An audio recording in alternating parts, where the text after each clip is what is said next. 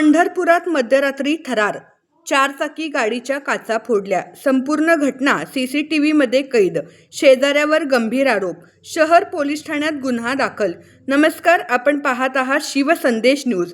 पंढरपूर शहरातून एक धक्कादायक घटना समोर आली आहे. मध्यरात्रीच्या सुमारास घरासमोर उभी असलेल्या चारचाकी गाडीच्या काचा फोडण्यात आल्याने परिसरात खळबळ उडाली आहे. विशेष म्हणजे ही संपूर्ण घटना सीसीटीव्ही कॅमेऱ्यात कैद झाली आहे.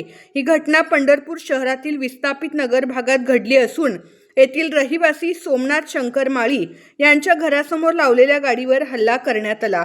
फिर्यादीत नमूद केल्याप्रमाणे शेजारी राहणारा सुजित डोंबे याने जुना वाद काढत तुझ्या मुलाने आमच्यावर गुन्हा का दाखल केला असा जाब विचारत माळी यांच्या पत्नीला शिवीगाळ केली.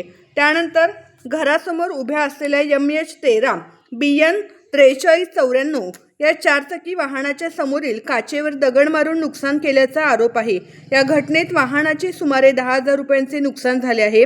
प्रकरणी सुजित डोंबे यांच्या विरोधात पंढरपूर शहर पोलीस ठाण्यात गुन्हा दाखल करण्यात आला असून पुढील तपास पोलीस चंदन शिवे करत आहेत. मध्यरात्री घडलेल्या या घटनेमुळे परिसरातील नागरिकांमध्ये भीतीचे वातावरण निर्माण झाले आहे. अशाच ताज्या आणि विश्वासार्ह बातम्यांसाठी शिवसंदेश न्यूजला सबस्क्राईब करा.